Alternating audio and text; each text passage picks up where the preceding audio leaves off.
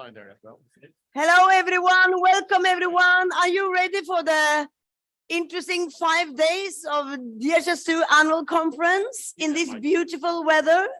We just ordered it for you guys, not necessarily what we are used to, summer in Norway, Oslo. So we are starting introducing the of this conference, and of course, the opener of this conference situated at the University of Oslo. I think there's something out. Not good sound. Not so. No. Okay, but then I'm introducing Svein Stølen. He's our rector, so he will do the opening speech for you all.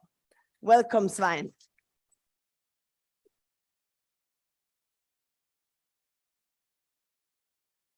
Let's see if I have maybe. Is it on? No. It will come on. Just relax. What is this? Or I will manage without. Can you hear me? No, cannot. You need it because we have Zoom and stuff. So maybe using this one. What is this? Not this one. Svein, du kan holde denne, eller? That one is cool, but it's not so cool. Shall I use this one? Yeah. Test. That's better. So there, Kristin, dear friends, colleagues, welcome to Norway, welcome to Oslo, and welcome to University of Oslo. It's a great pleasure to be here. And it's a great pleasure also to be allowed to open this conference because we are extremely proud of the work that has been done by Kristin, all colleagues, and the whole network that you are representing here. So it's really a great pleasure to be here. Welcome to those of you that are here physically.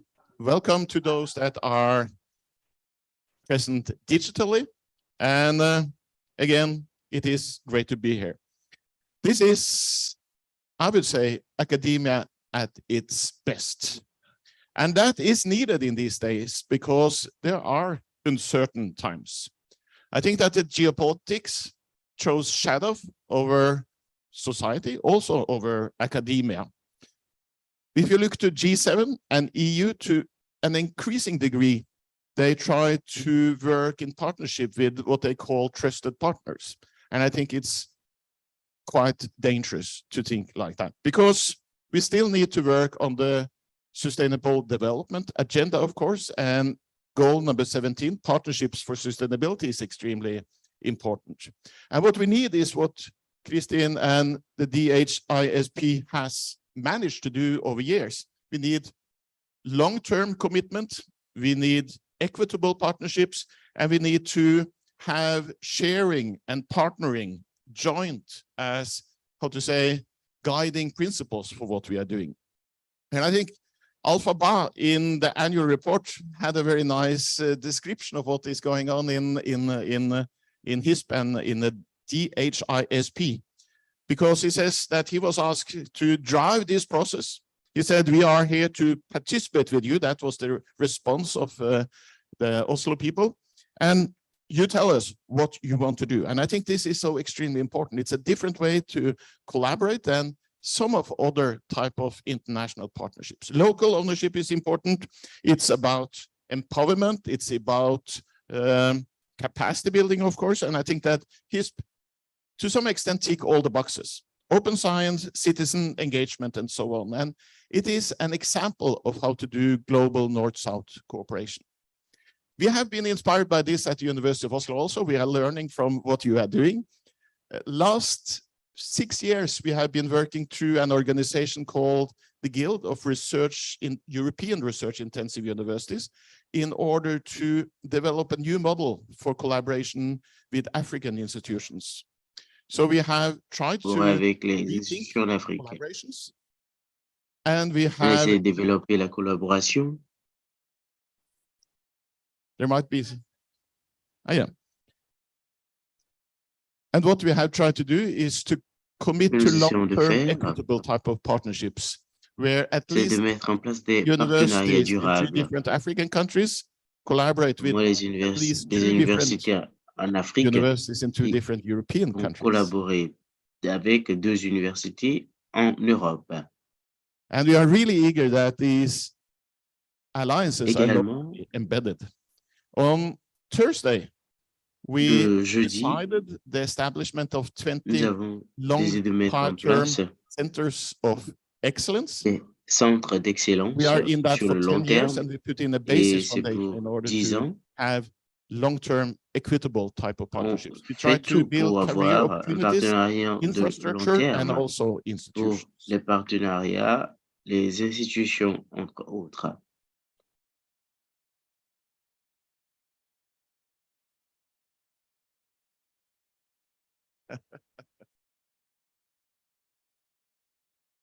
But if I don't disturb, if it doesn't disturb you too much, I will continue anyway.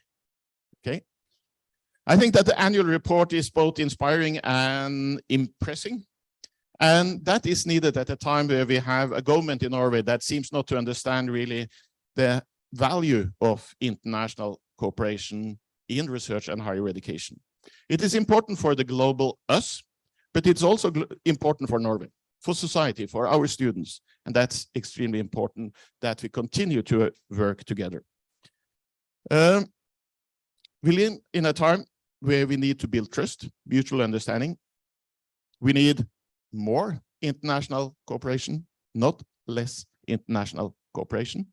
And you are guiding stars for the University of Oslo. We are very proud to have you here. We are very proud of the program. Welcome and enjoy the conference. I'm sure you're going to have both fun and do really good work for us, the big us. Thank you.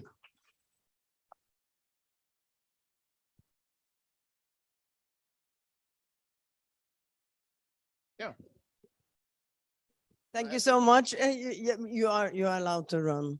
You're allowed to run. And bring your DHIS2 coffee cup with you and the caps. See you later. So thank you so much, Svein, for reminding us of how important it is at the university to actually have all these legs to stand on, which is handling social challenges, doing capacity building, and doing innovations. So for this annual conference topic for this year is sharing innovation across sectors. And last year we had the innovation for global progress, but now we're taking it even further, because what we have learned of handling, working hard, revamping all our resources to accelerate whatever we can do to support countries during the pandemic. We have learned that health information systems is not only about health. When it's come to handling a pandemic, we need to go across all the sectors to handle immigration, citizen registries, schools, safely reopening of schools that they did in Uganda. So these are all many sectors that need to be involved. So that's why we wanted to have the topic of this conference to kind of a bit celebrating what we have achieved, but also looking a bit into the future to see that supporting government in the global south, and it should be in the global north as well. We have the same problems here of a lack of integration, interoperability, and governance of data. That's why we are calling this call for both abstract presentations, discussions, plans, future plans for sharing innovation across sectors. So you will see there will be several events happening on that one. It will be a closing plenary on Thursday before the big event that we do here in the annual conference, always celebrating each other in a social event in the beautiful weather on the lake very close from here. But we will have parallel sessions throughout the conference. But still, we shouldn't forget what we actually have been achieving during the pandemic, that we have been able not only to mobilize resources, but also to work together. And more than ever, being able to share the innovations, the capacities, the good cases, the bad cases, or practices so we could help each other in order to support countries. So that's what it's all about, is how can we develop capacity to support countries for digital public infrastructure. Then it's denoting a bit on DHIS2 becoming a global good, a digital global public good that can be utilized if the capacity is in the country. It can be utilized for many things. So that is what we are working on, and we will also have a session on digital global public good. What does it take to be a global good? What does it take to build capacity so we can innovate, support countries, support ministries across, not only health, but education. Svein was talking about Alphaba, that he's actually working in the EMIS team in the Ministry of Education in the Gambia. So education is also a very vibrant now new community within the DHIS2 umbrella, HISP umbrella. And we will have also several sessions where we will discuss also how can we thinking about combining resources, combining data and knowledge about the climate in order to see how that can have impact on health. How can we actually utilize the knowledge of data governance, data analytics in order to be able to predict, intervene, do interventions on health issues as well. That's a new avenue that we will start. We don't know how much activities there will be, but we will definitely start it, and that will also be a parallel session on Wednesday. So if you don't know what's happening in this conference, you download the app, but Max will tell more about that one. So there is so many things happening, and we are breaking records every year. That's the tradition, and we have 400 registered this time. Last year it was 300. So what it will be next year, we don't know. We are starting new traditions all the time, as I mentioned. We have last year we announced that we become a center. He's become a center at the University of Oslo. Now we are also making an annual report, which a proper center need to do. So if you look at the desk, there is a red thing over there. You can take it. We didn't put it into your bag because we were afraid you will throw it away in garbage somewhere. But if you want it, we are very happy that you can take it and read it. And as Svein quoted, we have interviews with people that in a way showcase our way of working, why we are different. People are asking us, you're a global public good, you were able to mobilize all these resources during pandemic, so you were able to support 60 over countries when it came to disease surveillance, contact tracing, and vaccine delivery. So what is the secret recipe, or what do you have in that soup? That is what we are trying to showcase in this annual report through these interviews of several different actors. And of course, also bragging a bit about other stuff we are doing. So you're most welcome to grab one. And there will also be a PDF, of course, because we are thinking about the climate. So we don't print if people really want it and hold it in their hands. So it can be downloaded from our website, the PDF, if you would like to share it with others. So this will be a new tradition that we will do other years. So if you have any ideas during the year for what to be showcased in this report, please tell us. So this, with these words, I really think we should go into a bit more logistics. We have many things happening from the plenary scene here, and we will just go through a bit of who's here, what will happen this week, and then we will hear from all the product managers what all the new features, what all the things that we can share, implement, deploy in the coming year. And all this news will be presented by the team of product managers that are sitting here in the front. But first, we will go through who are we? Who are we this year? And we know that we have all-time high contingency from ministries.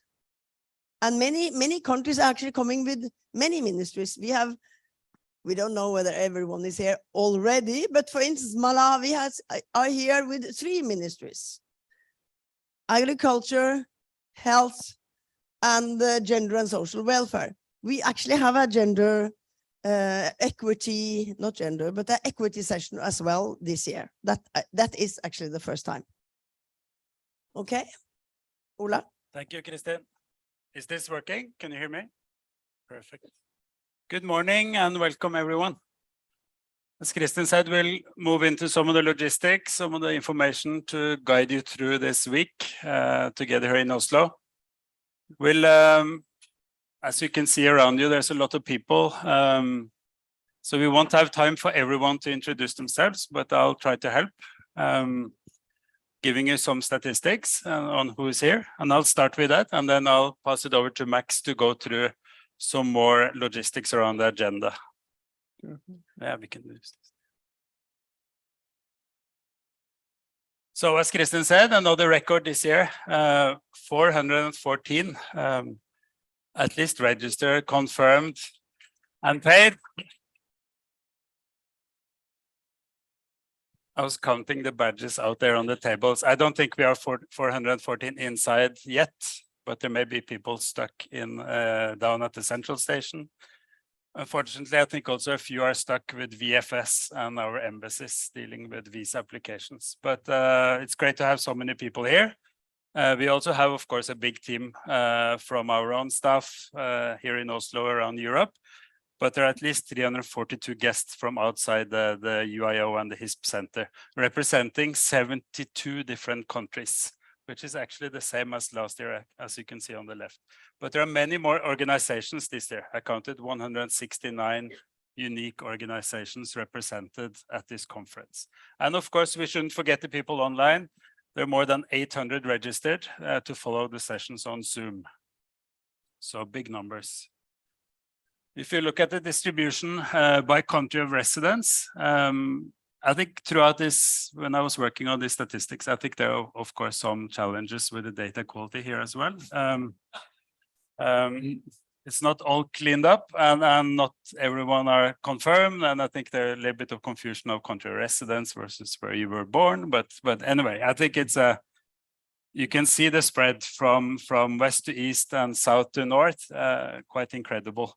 Africa again leading in terms of number of countries that are here. I'm very glad to see a lot of Central African countries coming here to Oslo with big teams this year. Also 4 countries from the Lusophone Africa here, banging the window, I would say. Great to have so many here. I think also we see that just like last year, the MENA Arab region is really picking up on DHIS2. There's a big team here from ministries in Jordan, Yemen, Iraq, and Pakistan, and a lot of WHO staff from country offices and the regional office in Emro as well. And a small team from Latin America doesn't really reflect the big uptake in that region, but maybe reflecting the lack of aid budgets for travels, and also it's a long travel from Latin America. But we have a team from Panama and colleagues from Colombia here. Welcome to you all. If you look at how many people we have per team here, of course, the home team from Norway leading, again, with a big team from the US, but great to see so many people from Malawi, UK, Pakistan, Uganda, Somalia, Switzerland, Ethiopia. You see there are big teams here. And if you look on the pie chart on the right, it's a good mix of different types of groups and organizations represented, with about 1/4 representing country governments, mainly Ministry of Health. We have a few other ministries, like Kristin said, education, agriculture, and gender equality. And then about 20% from NGOs, another 20-something% from international organizations. And then, of course, with a big team from the HISP Center, University of Oslo, we have quite a big group from academia universities, but also other universities coming here to Oslo. And then there's a fair share of private companies and consultants as well. So I think it's a good mix. It's great to have so many people with different backgrounds and also different kind of roles within the DHIS implementation, coming here and sharing experiences. Okay, so I think we'll take a little bit of extra time to introduce the Ministry of Health and other kind of government teams that are here. I did see some of these countries on the badges out there, unfortunately, but so some may be stuck in the visa application process. But I'll call you out one team at a time, and then you can stand up and we can welcome you together. So let's see. Do we have anyone from Angola here? Minister of Health, Angola. Can you stand up, please? Welcome. A big team. Great. Bem-vindo. Okay, then Bangladesh. Do we have anyone from Bangladesh comment? Welcome. And Botswana. Yes, welcome. Burundi. Not yet. Chad. Do we have Chad? No. Despite unwelcoming VFS processes and embassies, you should believe that all of us here, we welcome you with all our hearts. You are very much welcome to Norway. Unfortunately, it's a complicated visa process to get here. Let's hear from, do you have any from Congo? This is the Democratic Republic, I believe. Congo.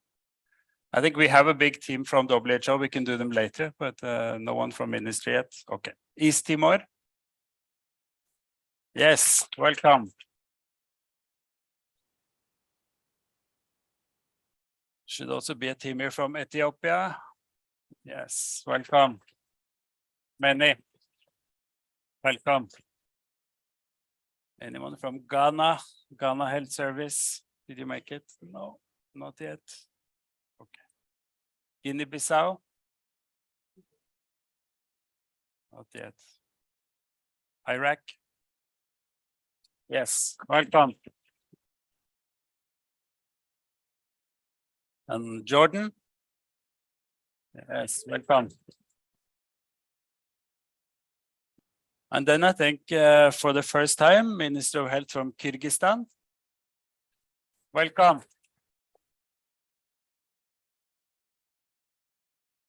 Great to have you here. Another region where DHIS is really picking up.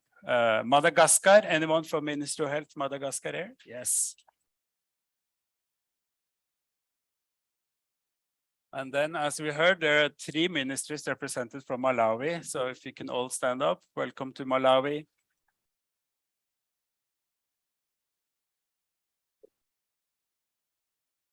Great. Anyone from Mali? Not yet, no. Then Mozambique. Welcome. We have a very exciting plenary session on Wednesday morning where the Mozambique team will share their story of DHIS implementation over more than 10 years. Anyone from Nigeria, Ministry of Health or Education, maybe? No, not yet. Particularly difficult visa process in Nigeria, trust me. We've been on the call with the embassy in Accra for many weeks now. Pakistan, anyone from Ministry of Health in Pakistan? Yes, welcome. And then we have a small team from Panama. Do we have Panama here? Welcome. I think that's also a first. We have Minister of Health from Panama here. Great. And then Rwanda. Yes. Welcome, Andrew. And then Sao Tome and Principe. Anyone here? No, that's. And then Somalia. I think both education and health from Somalia are here. Yes, welcome. Sri Lanka. Yes, welcome. Tanzania. Yes, welcome. Minister of Health or Education from Togo. Yes, welcome. We should have a team from Uganda, Minister of Health as well. Yes, welcome. And Yemen. Yemen Minister, welcome. Yeah. And then someone is whispering in my ear that we have representatives from Ukraine as well. Is that true? Ukraine Ministry, yeah, welcome.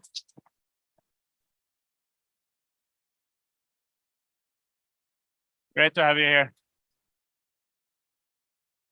And then maybe are there other countries that didn't make it through my cleaning of statistics list? So if there are other countries and governments here, please, you can stand up and you can speak and tell us where you're from. Yes. Burkina Faso, welcome. Great. Côte d'Ivoire, bienvenue. Who else did we miss? Great.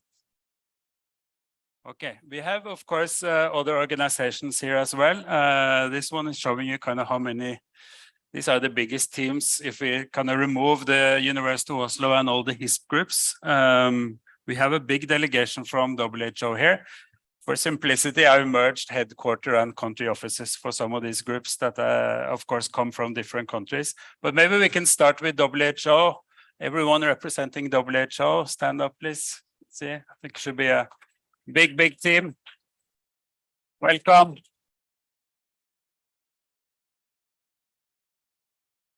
I know we have regional teams from both Afro Brazzaville and also from the EMRO office and many country offices. And of course, the Geneva headquarters are represented as well. And then let's go through this quickly. Then FHI 360, are you here? Welcome. And MSF. Yes, welcome. UNICEF.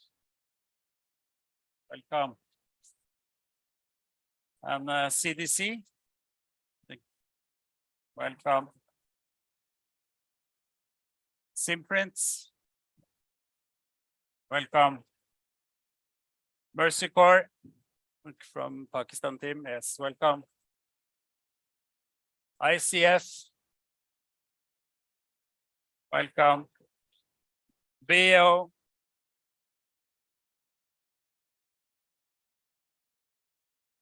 And then we have Vaho from ECOWAS. Welcome, bienvenue. And JSI is also here. Not yet. There you are. Site Savers. Welcome. Samaritan's Purse. Welcome. And then USAID, I think at least a few country offices. Welcome. Apps Associates.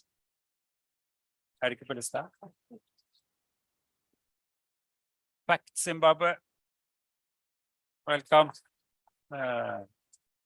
We have a small team from Gavi. Welcome. And then if you looked at the map, far bottom right, New Zealand, opposite of Norway, someone has traveled really far. There's a team from M Supply in New Zealand here. Welcome.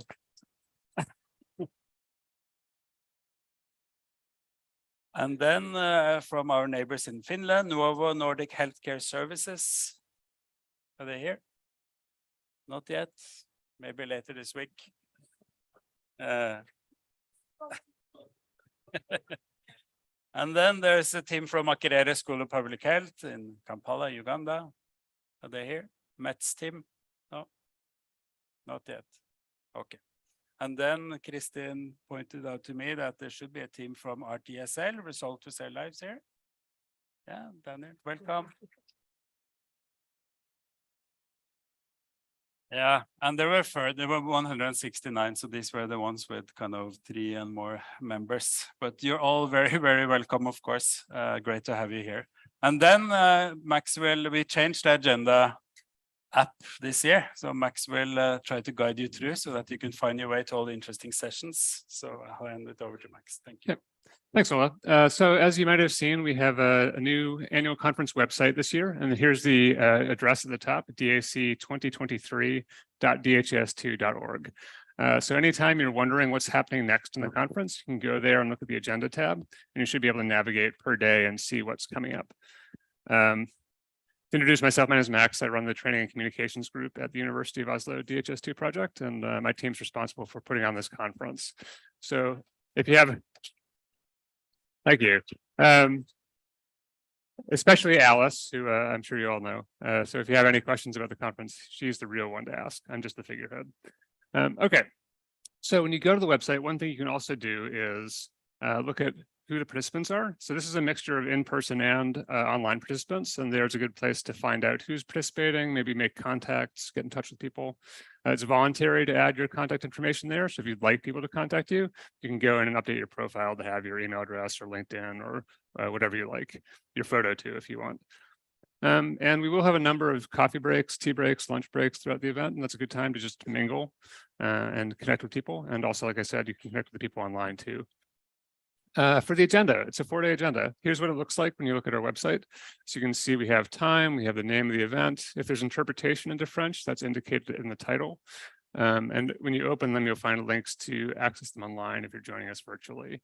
If you're here in person and would prefer to listen to French rather than English, you can also log in via Zoom, and that's where you access the live interpretation. We'll have a slide on that in just a few seconds.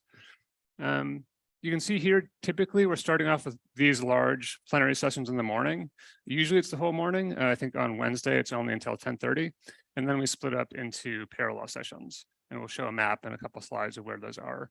But when we get to the parallel sessions, you have 4 different tracks to choose from typically. So it's good to look at the schedule, see what's coming up, see what you're interested in.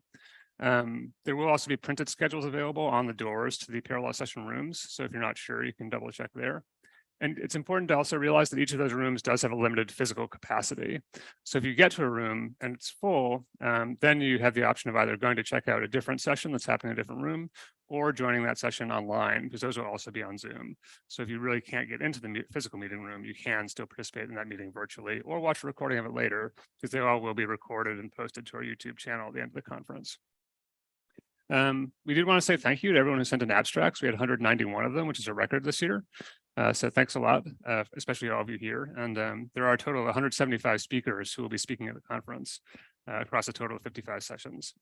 Again, plug for getting up early to come join us in the plenaries. Those are some of the most exciting sessions. We're starting at 8:30 in the morning tomorrow. So hopefully we'll see you here bright and early. We will have plenty of coffee. So there's no excuse for being too tired to come in. And this is what the app looks like. So if you like to use your mobile phone to access websites, you can also download the conference app, which is helpfully linked to from the main page of our website. So if you go again to dac2023.dhis2.org and scroll down, you'll see a banner that has information about that app, and you can download it directly from there onto Android or iPhone.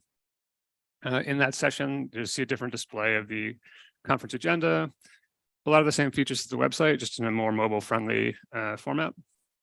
And you can also customize your agenda. So if you know there's certain sessions you definitely want to go to, you can save those and view your own sort of customized agenda, so you don't need to look through the whole thing every time. And if you have any questions about this, again, let us know. And you do need to be a registered participant for the conference to get access to it and personalize it through this app. So if you have any issues logging in, again, just send us an email. You should all have the access to the Oslo 2023 email address to contact us. All right, so this afternoon, we have a special event, and Ola is going to explain to us how this is going to work. This is our use case bazaar. Can you still hear me? Yeah, it says low bat, but I'll try a little bit. Yeah. Yes. So as always, we'll do a use case bazaar. We've had many abstract submissions. Some of them have been turned into a poster, pull-up poster. We have 23 posters and teams presenting at the use case bazaar this afternoon. So you will, I think it's better to start with, so you kind of get the idea. I think we will have, just like we did last year, for those that attended, when we walk over to the other building where we'll do the parallel breakout sessions, we'll have one set of posters inside the big lobby area there. And then we'll have another group of posters outside between here and that building. So the trick is to read the information either in the app, agenda app, or on this printed, I think there are many printed versions of this. You can see the numbers here, all the different posters, what they're about, who's presenting, and then you can find their location.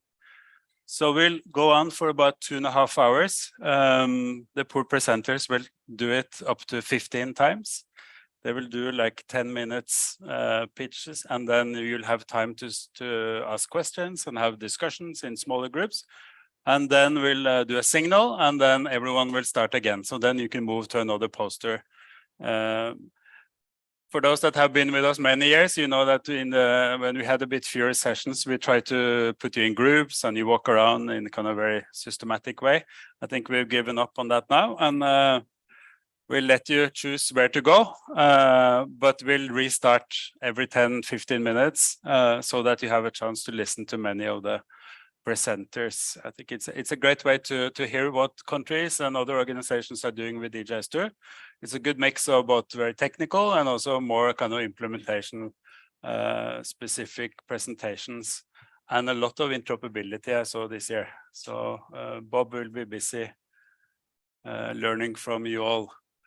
So I think this one you will figure out. It's not much more to say.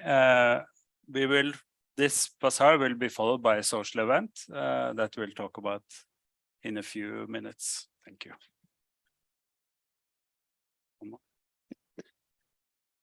Okay, so as Ola mentioned, right after the use case bazaar, we will transition into a social event. There'll be pizza and drinks, and that will be over in the same location where the use case bazaar is, just right across the patio area outside of this conference hall.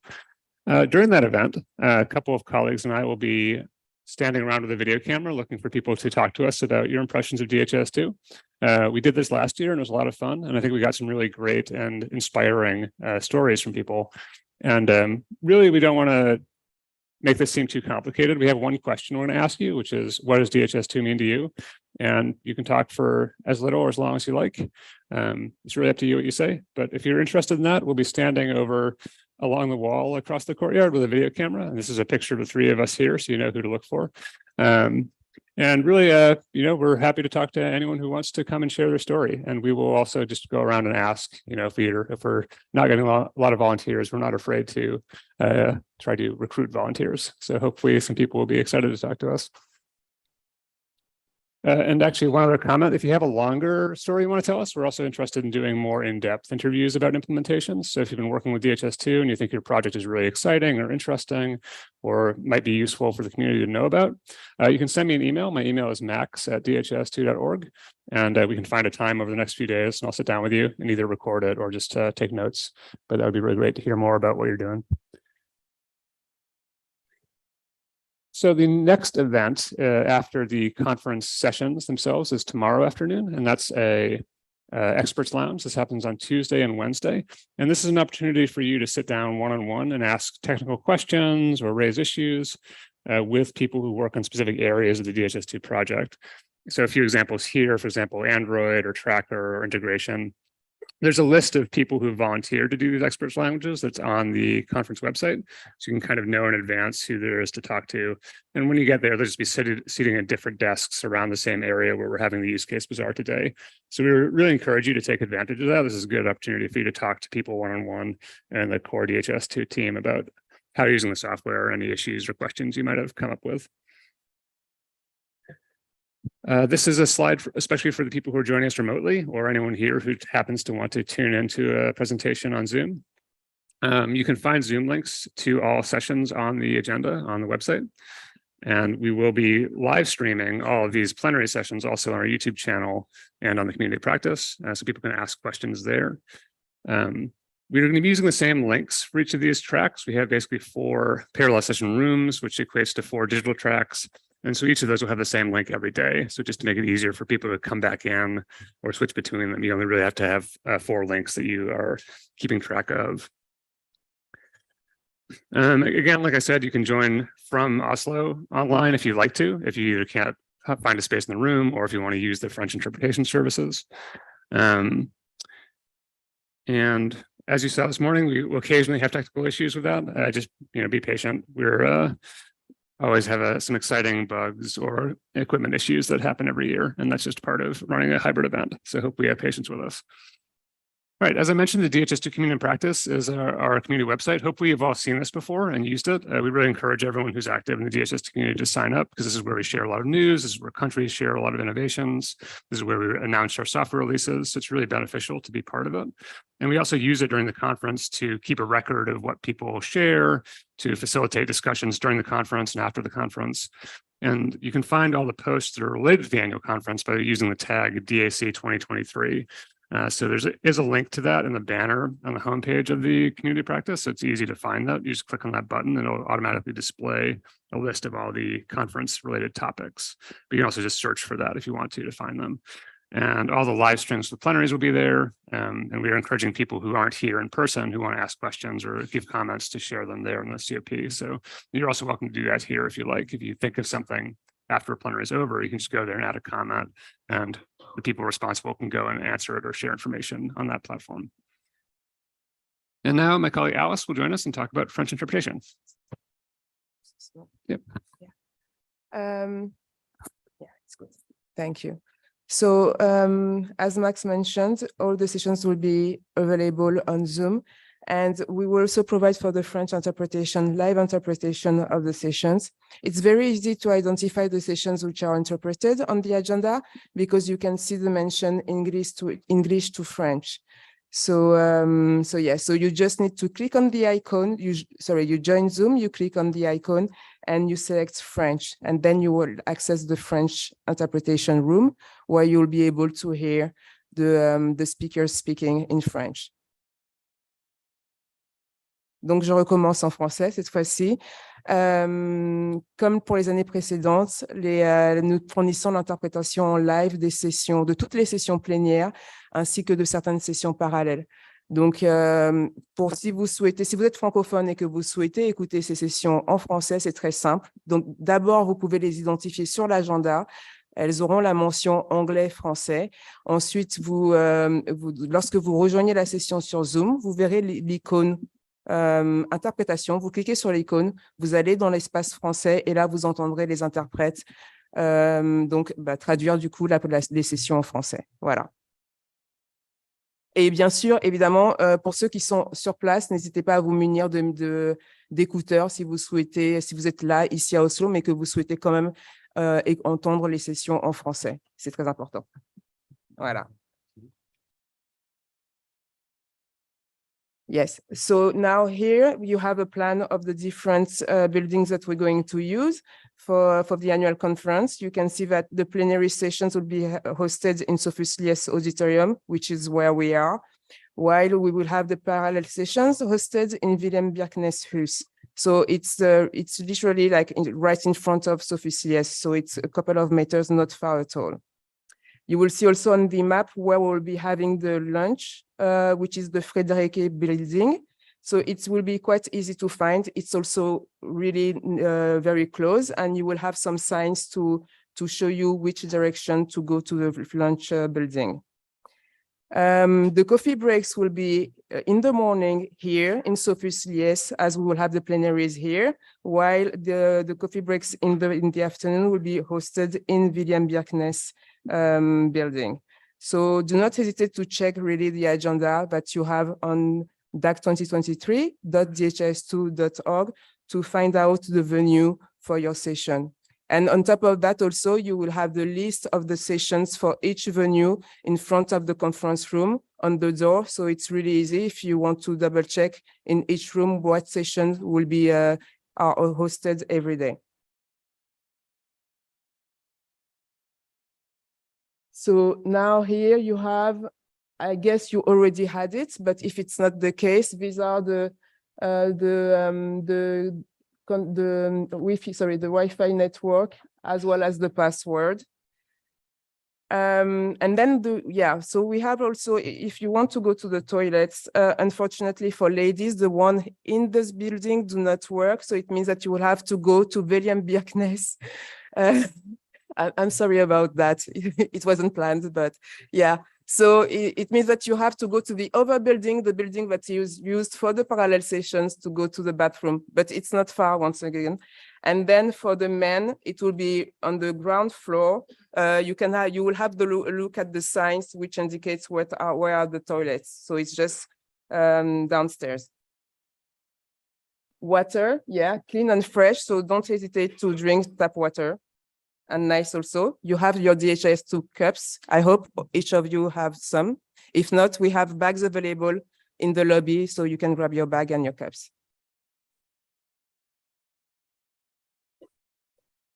So today, in this evening, right after the use case bazaar, we will have our pizza and drinks party in William Birkness, starting from 7, between 6:30 and 7, actually, yeah, to 9 p.m. So it will be in the lobby of William Birkness, so the same building that we use for the parallel sessions.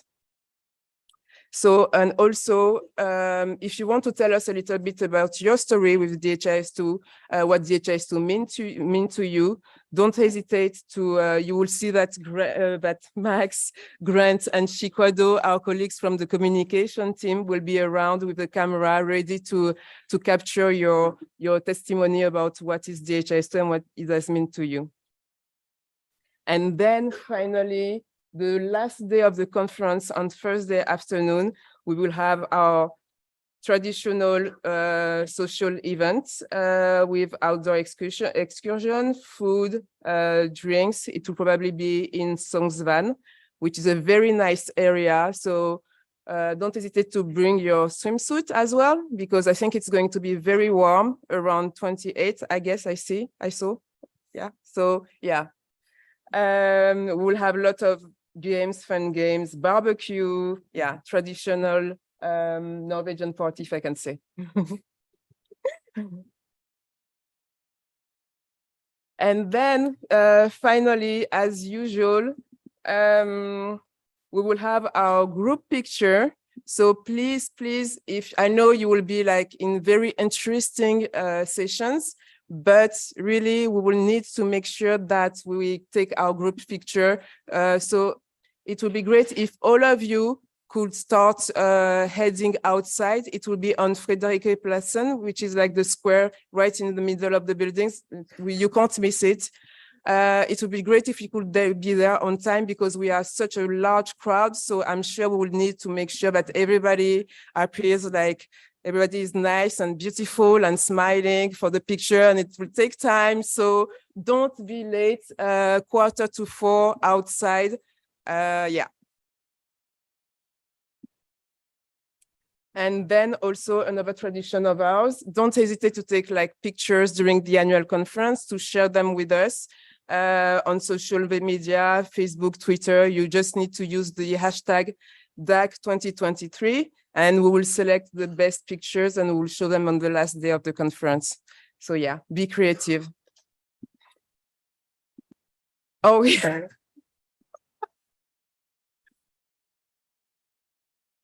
I was focused. Okay, so if you have any questions, any issue, you have the team here, the staff members who are ready to help you. You can identify them because we have a blue tag like this with the black lanyard, and well, and some have some blue hats, baseball hats. Yeah. So if you have any questions or issues, yeah, you can just ask one of us or send us an email on oslo2023@dhis2.org, or obviously ask me as well. So thank you, everyone. We wish you a very nice and fruitful week in Oslo. And just a reminder that the plenaries will start every day at 8:30. And as we were saying for the parallel sessions, please make sure you identify the correct venue for your session. Thank you, Alice. Yeah.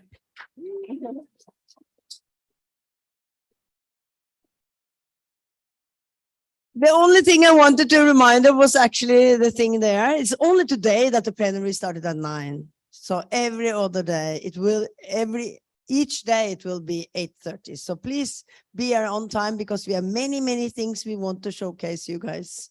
And I know it's very difficult to get people from the coffee and inside here. But I think there is room for coffee now, isn't it? Yeah, we weren't sure how much, for how long Kristin would talk in the morning, so we didn't put a coffee break at 10 in the agenda.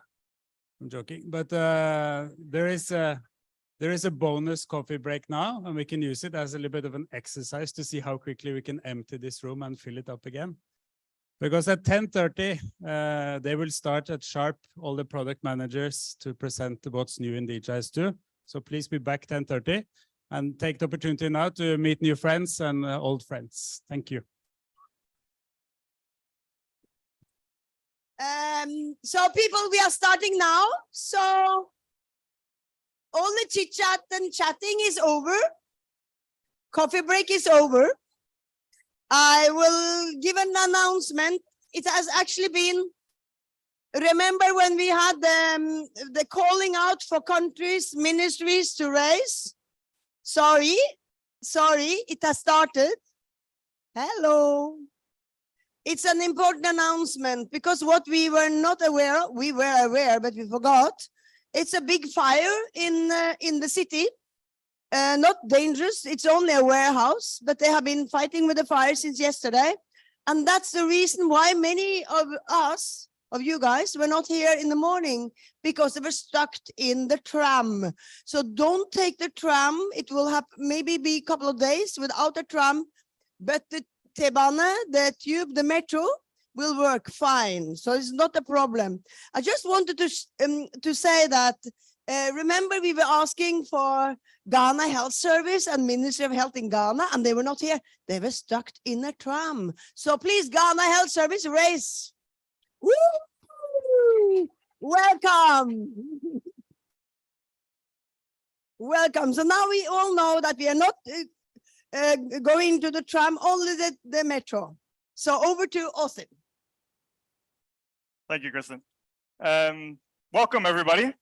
I think Ulla wanted me to mention that if you can move a little bit in so that people that are coming in late don't have to climb over the top of you to get into their seats, that would be helpful. So move a little bit away from the inside edge at least. That would be great. All right.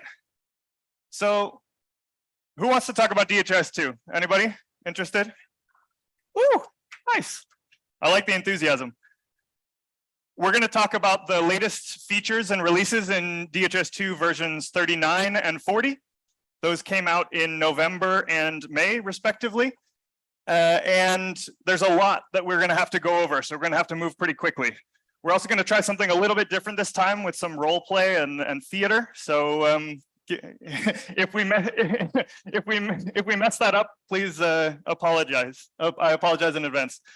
So for those of you who don't know me, my name is Austin McGee. I'm the technical lead for DHIS2, relatively new position for me, but excited to be here and share with you a bit about what we've been working on this past year. I'm not going to talk that much because I'm going to turn it over to many of my colleagues who are going to dive into the details and share more about what's new in DHIS2 in the last year. Okay, so first off, what have we done? What has happened since the annual conference in 2022? We've had two major releases, as I mentioned, version 39 and 40. All right.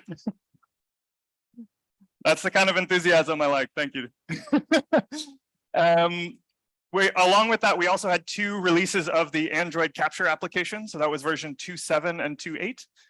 And in addition to that, we kind of highlight the new features that come out with the major releases of DHIS2, but we've also been doing a lot of other work behind the scenes. So probably many of you have seen the patch releases that are to all the supported versions of DHIS2 to add a few minor features and mostly fix bugs and issues and make sure that it's as stable and as reliable as possible. We've also had a number of hot fixes to address critical issues in a very timely manner. So we have hot fixes for supported releases about every 2 months. But if there's something that needs to come out quicker than that, or needs to come out across all the versions at the same time, we release a hot fix. So that might be a security issue. It might be a critical performance issue, something like that.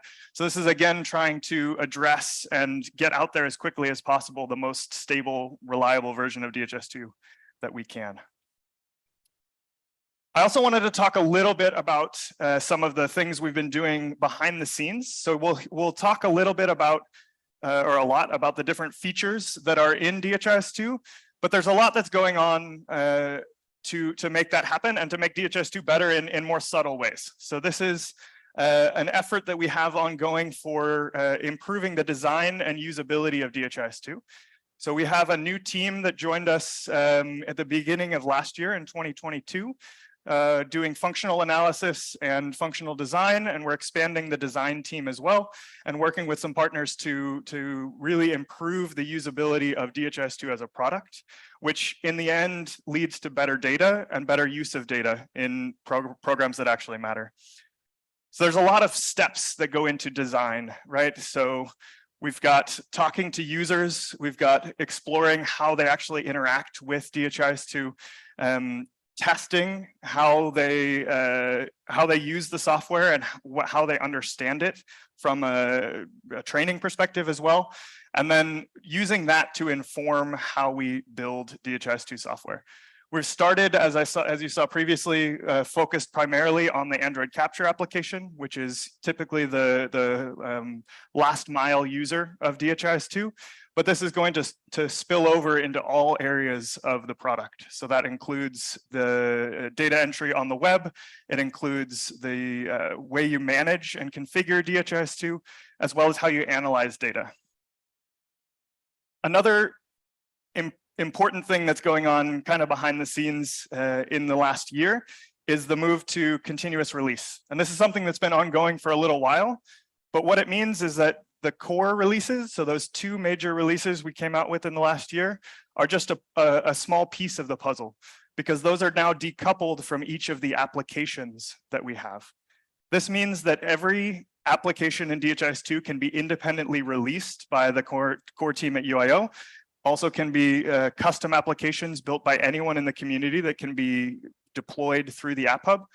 And we can release those independently and also support multiple versions of DHIS2 core with a version of that application.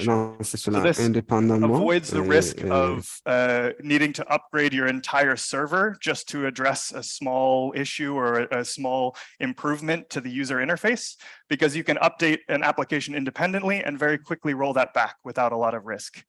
It allows us to release features and bugs, bug fixes more quickly, so we don't need to wait until the next major release to do some of those improvements and get those into the wild.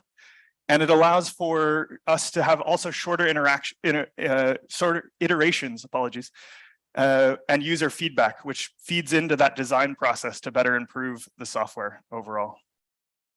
So you can already find a lot of these applications that the team at UIO develops, as well as those that are built by the community, on the App Hub and in the App Management app on DHIS2. And many of the features that we are going to talk about here today that are in 39 or 40 are also available for 38, or if they were introduced in 40, are already available in version 39, because they're just updates to the application, and that application happens to support 38, 39, and 40, for example. Some things are only in the latest version because they have requirements on the database or on the server. But for any feature that doesn't have that requirement, we're able to quickly introduce that in a way that works across different released versions and supported versions of DHIS2. So this is a pretty exciting and kind of step change, and it's been a long time coming, but we're getting to the point where the majority of our applications are actually on this new mechanism for delivery, continuous release. And that means that going forward, even though we're being very stable and pushing for quality and even slowing down the core releases, we can continue to push the envelope in terms of features and functionality for end users. Thank you. I'll buy you lunch later. Thanks, Ben. Yeah. I did mention also that that is available for not only the applications that are released by the UIO team, but also for applications that are released from the community. So we've had the ability to install and extend DHIS2 with web applications for quite some time. And all of basically we're eating our own dog food, as they say, which means that we are using the tools that we build for the community for our own releases. I also wanted to highlight one last thing about the version 40 release. And this is our beta testing program. So this is something that was introduced in 39, I believe, but it really took off in the 40 release cycle. We worked with 7, I think it was more than 7 in the end, with different organizations to do extensive testing of version 40 before it was even released. So more than 11,000 tests were performed by these organizations on realistic databases that they're actually using in production. So they were upgrading to version 40 and testing all of the functionality one at a time. We had a pretty impressive pass rate, and 96% is not 100%, but that means that the other issues, so all that 4% of issues that might have had something that wasn't exactly as it was expected to be, were followed up, and the critical issues were fixed, and those that weren't as critical are fixed in the future patch releases of that version 40. So really excited to see this take off in version 40, and hopefully it will manifest in a very stable and smooth upgrade process for everyone once you upgrade to version 40. And we're hoping to continue and expand this in the future as well. So I wanted to thank a few people who were involved with this. There were quite a number of people. First of all, the QA team at UIO, so the DHIS2 QA team, and Phil in particular has really been the champion of this. So huge thank you to Phil for putting this all together. And the rest of the team as well for really making that possible. Phil's right there, so everybody can look at him. And then we also, of course, want to thank our beta testing partners who were involved in this and spent their time to make sure that we're testing each of the features and functionalities within DHIS2 very rigorously with production databases and real use cases. And a special thanks to a couple contributors from HISP Sri Lanka, who, in addition to doing tests and being a part of the beta testing process, helped us to improve it and really had some good feedback and input on how we can improve that process and make sure that it's fully covering all of the functionality in DHIS2. So with that, that's all the behind the scenes stuff. Now we get to the pretty pictures. We're going to go through the different product streams within DHIS2 one at a time. And we're going to introduce, the product managers are each going to introduce the features that are in version 39 and version 40. We're not necessarily going to split them out and say this is in 39 and this is in 40. You can go to the release notes to figure that out. But you'll see what's new in the last year of DHIS2 development.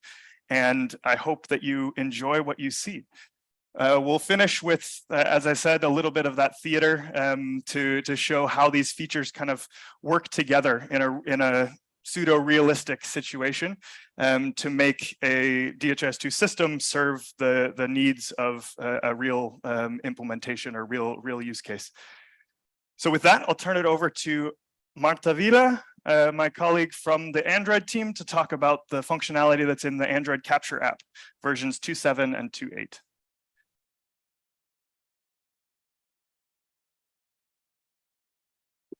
Hello? Yes. So I'll leave this one here if you prefer. Thank you, Austin.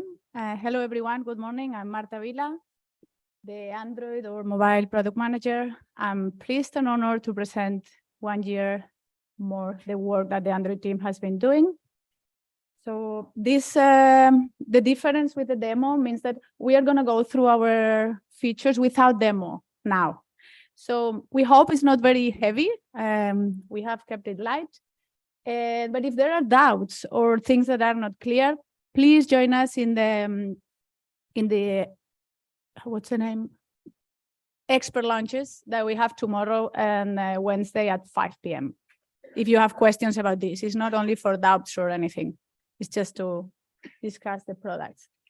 So let's start with Android. In these last 2 versions, we have mainly focused in user experience and implementation support, but we have also done some functional parity. We have new Android web apps, and we have an exciting use case data flow that I will explain later. The first one is the real-time stock management module, which is for LMIS. So for user experience, the data sets in the last 2 versions have had a real big change. So what the I mean, the layout seems different, but the main functionalities that we have been requested for so long is to resize the columns. So you can do that now easily with a drag and drop. The tables also render the color that you select when you configure the data set. You can use legends, and the scrolling when the table is big, up and down and sidewise, it has been improved as well. And the data entry, do I have a mouse? Yes. So the data entry form keeps the context for the user. This little field is new from 2.7.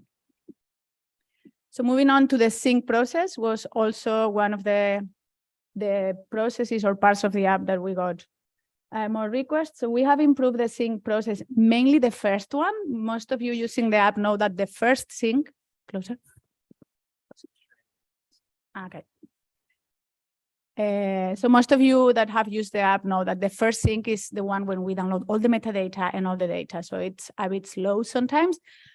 The time that it uses now is the same, but we have tried to make it more dynamic by opening the home screen right after the app knows the metadata. And then when the data is loading, we are informing the user what's happening, which program is actually being downloading the data. And the full sync will happen only the first time. So not every time you open the app. That's a big improvement for Brian as a community health worker. The other thing that we have improved here, and we hope it really helps, this is very new, is the contextual sync error feedback, which is this little dialogue here. So now we had already messages for errors that were adapted to the context, but what is new now is that the user can navigate from wherever screen in the app it is to the actual error in the form to fix it by only tapping on top of the error when it's on the screen. So you can go from the home screen or the program screen down to the form and you have the field highlighted, like this is the field that is wrong. So we really hope this helps navigating the sync errors. So moving on, we have new renderings for tracker and data entry. First one, the digital signature. You can now collect a signature for consent or however your configuration needs it using the mobile phone. This is stored as an image. So it's the value type image and it has a specific rendering type. And then we have added a few actionable buttons for 3 value types. So the email, the phone number, and the URL value types will now be actionable. So if the user taps in the phone, for example, it will go to the phone app in the device and let you call that patient, for example. Same for the email and same for if you have URLs.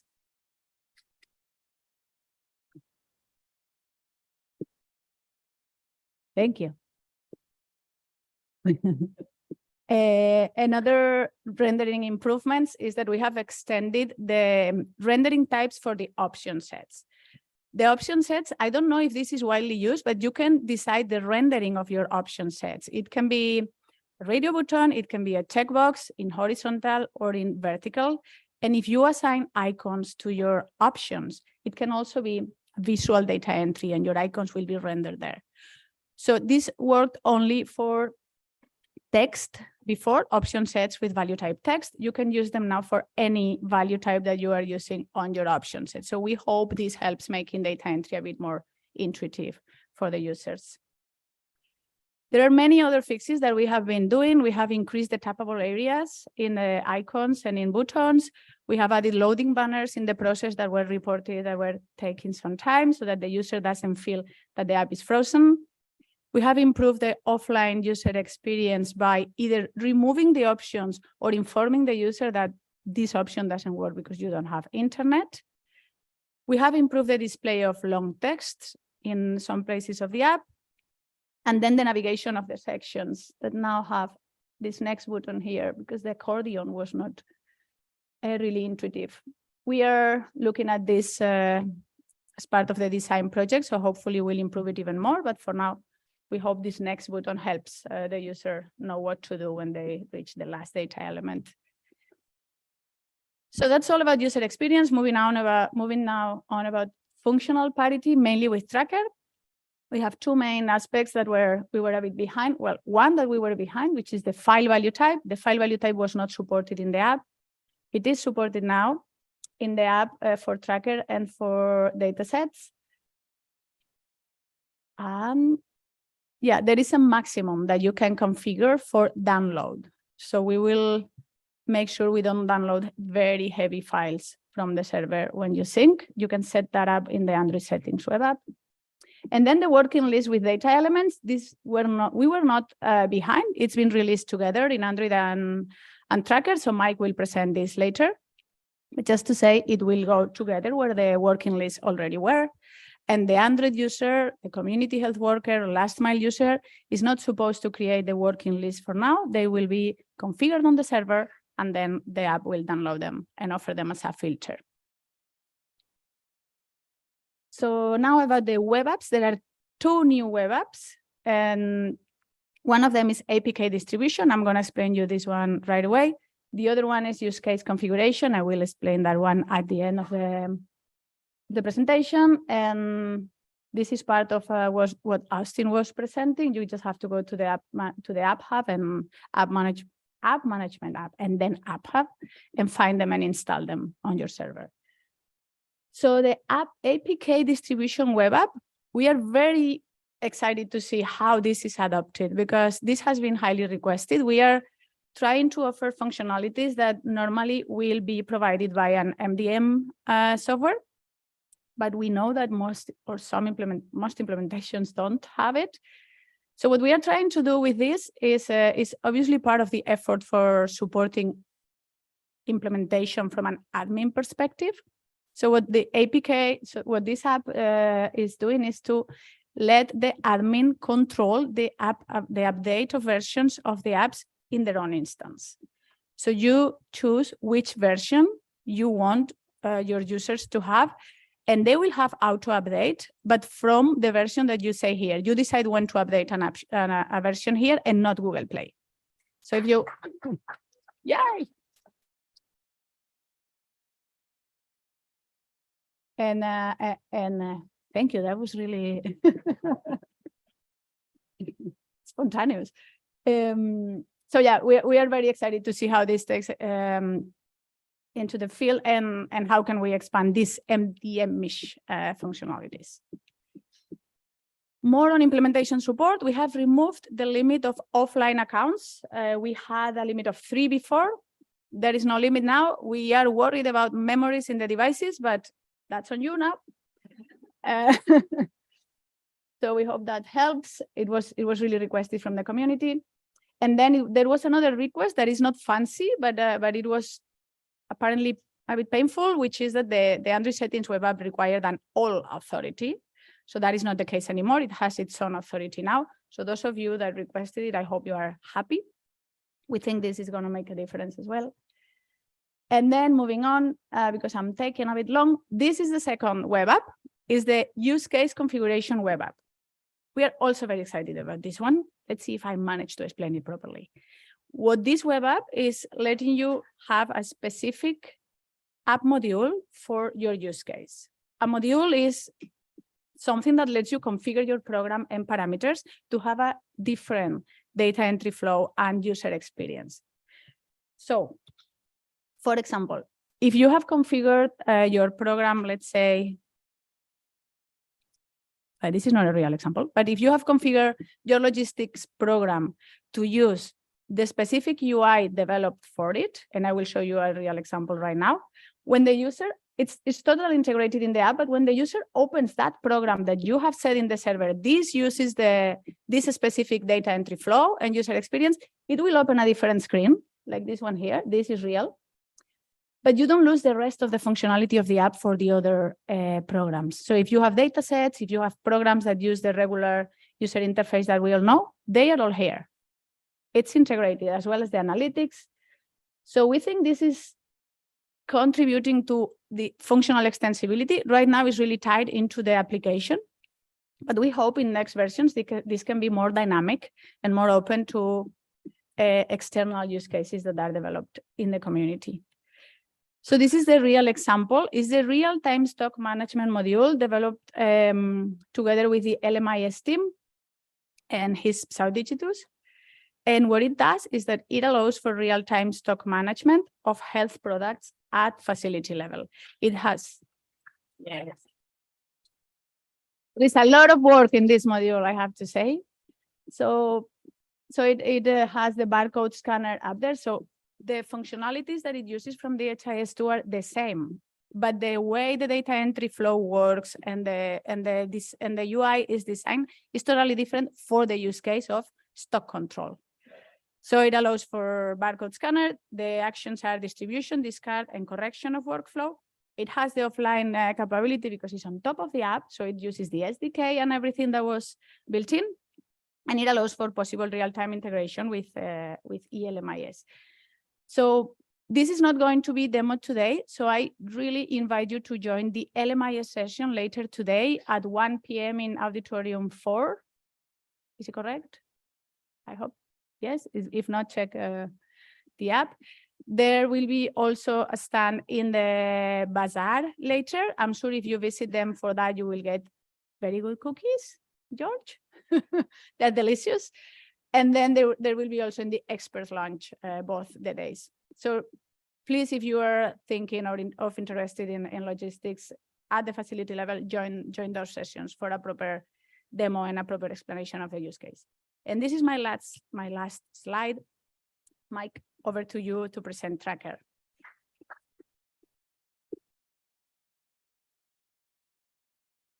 I think I'll try out this microphone. Is this one okay?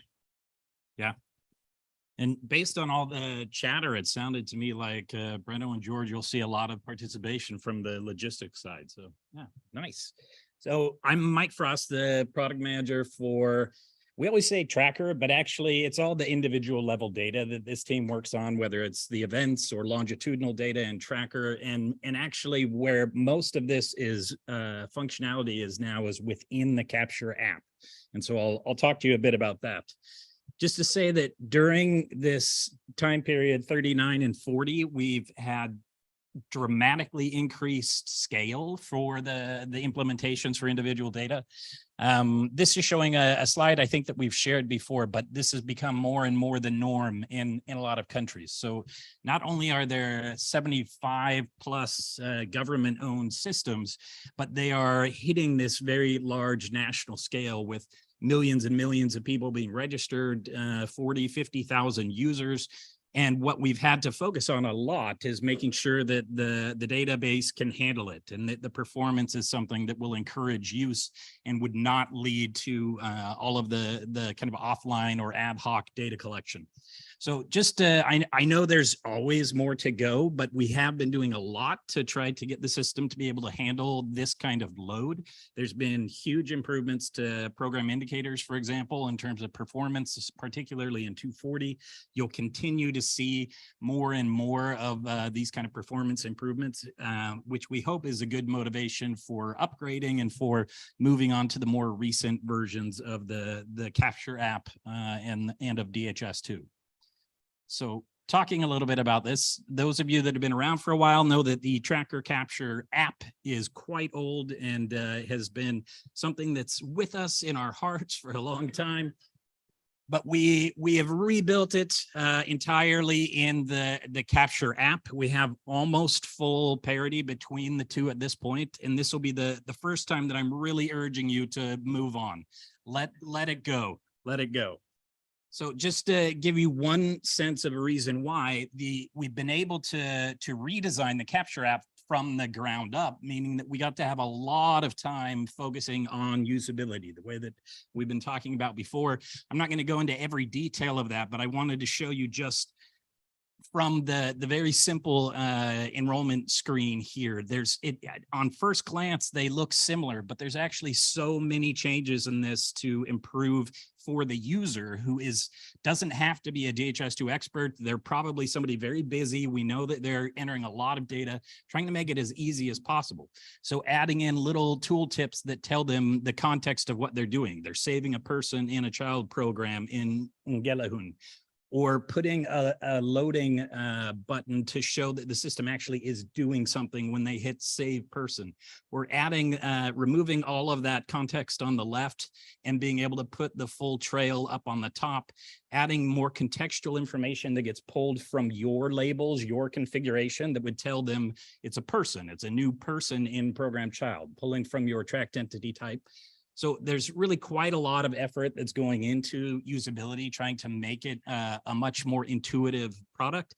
Actually, many of you in this room contribute to that. We have weekly meetings where we go through use cases, we talk through user scenarios, we present back designs. These designs are being taken to the countries where we work often and being tested out. So a lot more effort going into this, and we hope that that means that it will end up being something that you're really happy to switch to from the Tracker Capture app. Giving you a sense of some of the things that are in there that aren't just feature parity, but actually completely new. Having something like an enrollment dashboard where you could see the different stages all at a glance, the previous events, be able to interact with them individually, but maintaining context over on the side that would give information about this person or this tracked entity with the appropriate indicators, their profile. So kind of a landing page that gives a lot more of the context and overview. Improving the enrollment widget, giving the information not only of where they were enrolled, but where they started this program, who currently owns the program, when it was last updated. So a lot of information that can be contextually very useful. Improvements in scheduling and how that works. We've had for quite some time requests to make it, again, much more of a dedicated service to be able to go and to schedule an event and not bury that in some kind of menu. So we pulled that out. It has its own specific landing page.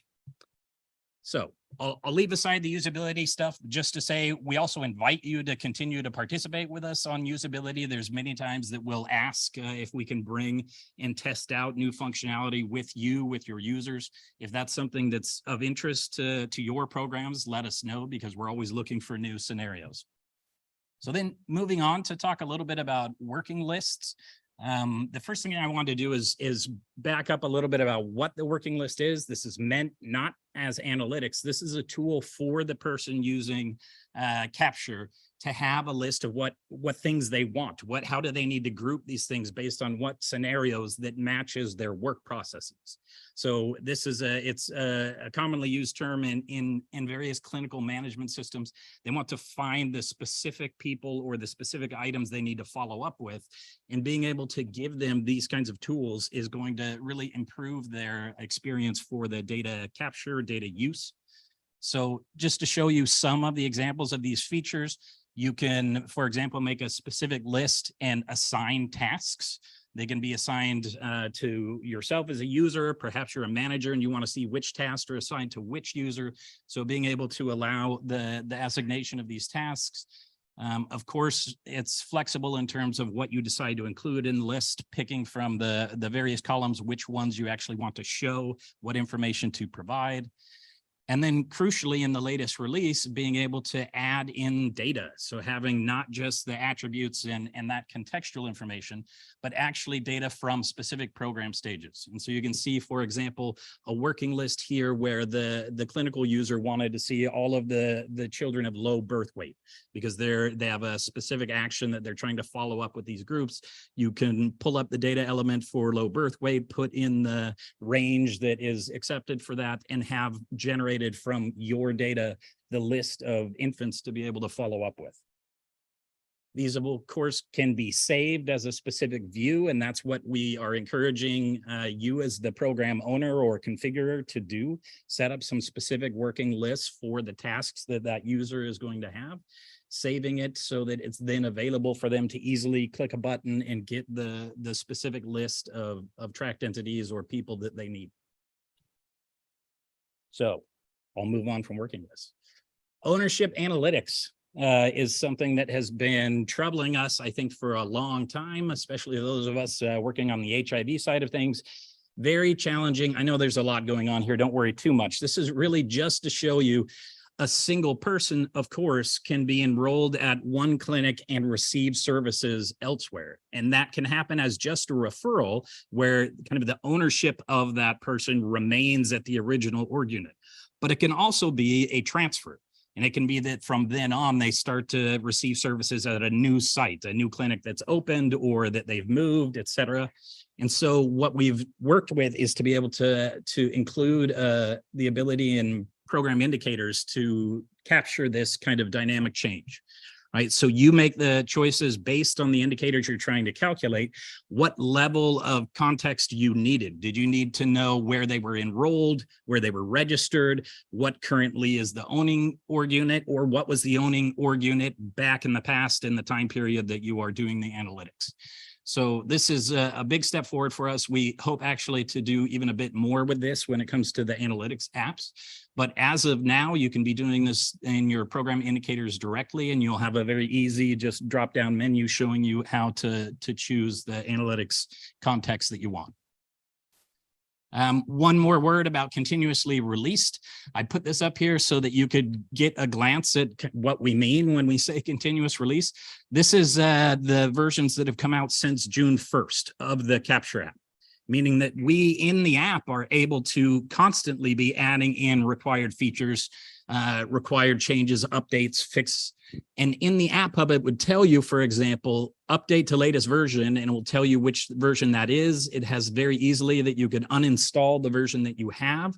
And again, crucially for us, we know upgrade processes are very challenging. They can be technically very difficult, politically very difficult, and you don't need to update the back end in order to upgrade this app.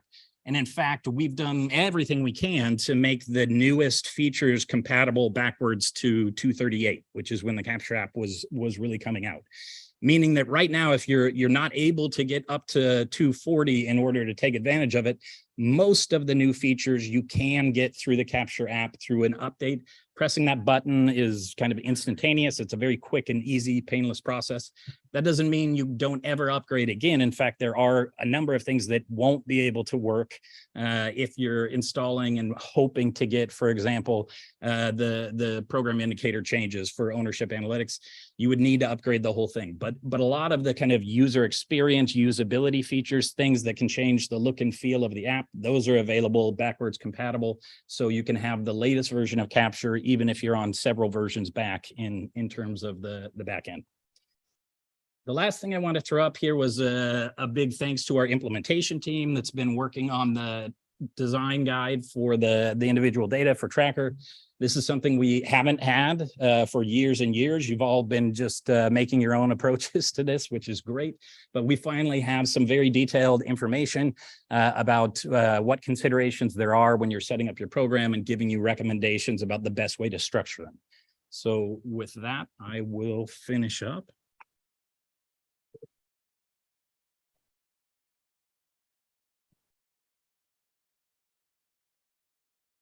Good morning, everyone. I'll try to use this mic.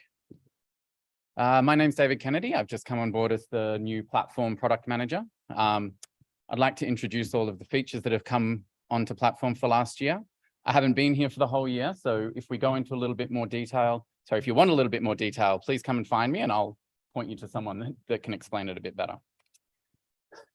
We're diving into a big one here. We have a brand new data entry app for aggregate data. This has been released now on a brand new technology stack. The old app was about 10 years old, so it was time for an upgrade. We're currently running both the existing old data entry app and the new one at the moment. And what we'll do is we'll be adding more and more features to the new app, and then slowly, hopefully people will move across before we can retire the old app. So don't panic. If you're very entrenched in the way that you're doing the aggregate data entry, the old one will be around for a while. There's some great new features into the new version.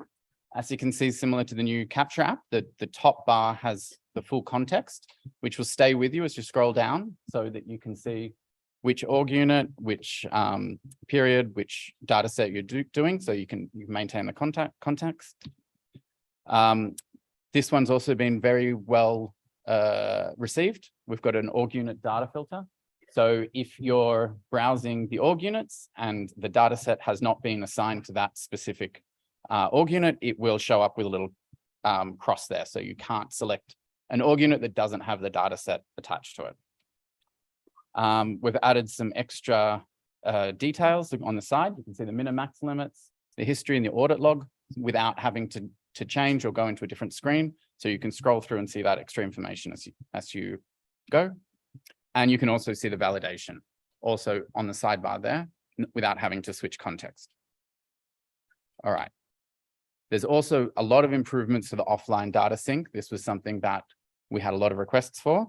There's a lot behind the scenes here that I will not try to explain how it works. But if you do want a more detailed explanation, I'll find someone that can explain it better.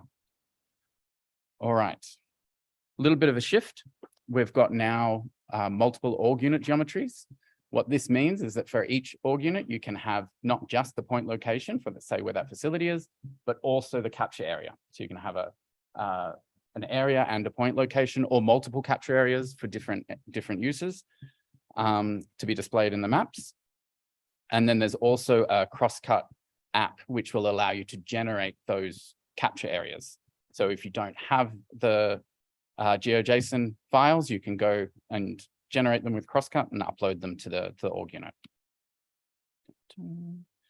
We also have a cool feature that is integrated with the Google Earth engine.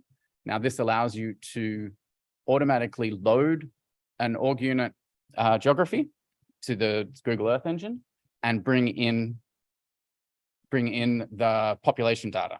So if you don't have good population data already in the system, you can use this service to actually bring that in, use it as a denominator for indicators and analytics.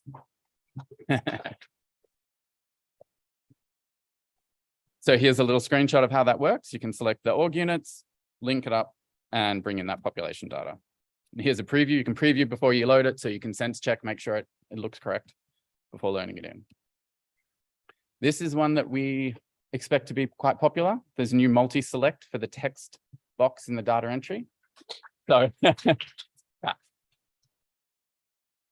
so this is a very, very requested feature.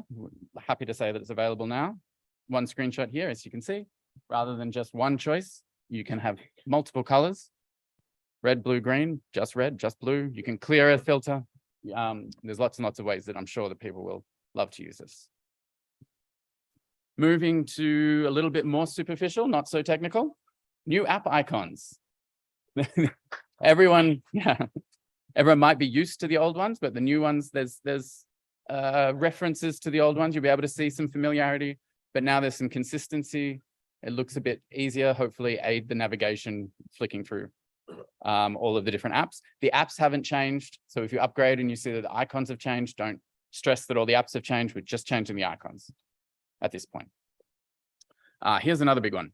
The aggregate data exchange service and app. We'll have a look at it. This is really, really powerful new feature. This allows you to either transfer aggregate data from one instance to another or within the same instance. So this allows you to take tracker data and put it into an aggregate form, or actually upload data to a different instance. So if you, for example, wanted to take tracker data for COVID vaccinations delivered for a certain age group and put that into one aggregate value to upload to an HMIS, you can do that through this service. It runs at the moment as a service and through the API. There is a web app that we are also will be in continuous improvement. So at the moment it's there, but we'll be adding a lot more features very soon. Here's a couple of screenshots of how that works in the web app. And the configuration will be improved a lot over the next coming years. We also have improved data integrity checks, lots of these. These are really powerful to help the data instance managers find out what the data quality issues might be within their instance. There's 25 at the moment. We are going to keep adding more and more. So this allows them to run really quick checks to see where there might be issues with the data and go and find them and fix them.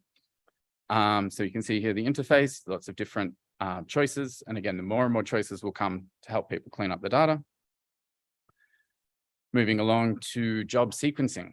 So this is again a bit more back-end, but it will allow people to bunch jobs into either parallel or sequential sections so that you can run a whole series of jobs. If you need to run analytics before you do something else, you can now sequence it. set it all off and not have to run each job and wait for it to finish before starting the next one. This is a big, exciting one for a lot of people. The API for DHIS2 has gotten very, very big, very, very extensive. And that means that it can be hard to find the right place in the API for what you're looking for. So now the Open API 3 specifications are available, which means that you can download the entire API and use a browser like Stoplight to go through and see what all the functions are, be able to navigate certain sections. So if you want to just look at one part of the API, not the whole thing, you can look at focusing on that one section. So hopefully this allows developers to browse the API faster, find out more information, make more extensible apps.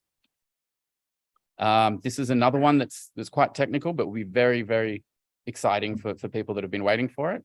This is event hooks, which means that you can set something up to listen for a change in the system without having to go back and check frequently whether that item has changed. At the moment, it's available for the metadata and scheduler features, but this will be coming more and more. We'll be moving this to meta users and data itself. So this means you can set up an event hook to listen for example, when the analytics has finished running, and then have an activity either in the console, webhook, Artemis, or Kafka. And there might be more targets coming soon as well. So this is a preview in 40. So that means it is fully featured, but only for a couple of metadata elements, and we'll be expanding that soon. This is another kind of more technical one that might be very exciting for people that have been waiting for it. This root API means that you can now access external services that through the DHIS2 server, where you store the credentials on the server, and you don't have to have that external service exposed to the public internet anymore. So this allows you to be a little bit more secure, allows you to access more external services without worrying about exposing them to the internet, and has a lot of expandability options. So I think that's me done. I'd like to pass over to Scott.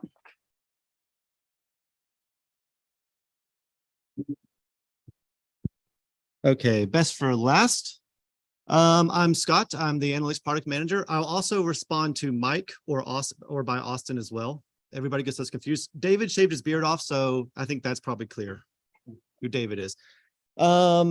Before I get into it, I just want to say that I am not going to talk about maps. And the reason I'm not talking about maps is because there is a mountain of new incredible functionality in the Maps app, and it deserves its own plenary session, which will be tomorrow morning. So tomorrow morning, we're going to do all maps, and you're going to be able to see a lot of the incredible things that have come. But don't worry, we have lots of other fantastic analytics apps, and I'll go through those now.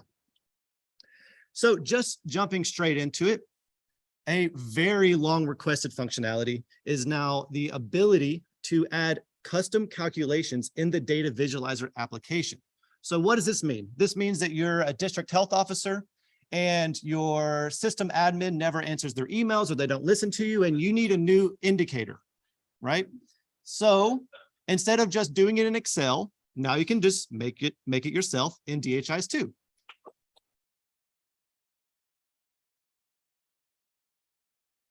And you can actually see that once you make the new calculation, it's tied to the data dimension. So that means it shows up just like other indicators or data elements. It can be applied to any different chart type that you have in the data visualizer application. And it will be saved to this particular chart. But even better, it actually can be saved and you can reuse it in other chart types. So a few important things to remember here. It does not create a new indicator. So for all of you sysadmins out there who are kind of like, oh crap, now they're going to make a ton of new indicators, it doesn't make a new indicator. Don't worry, you still have control over that.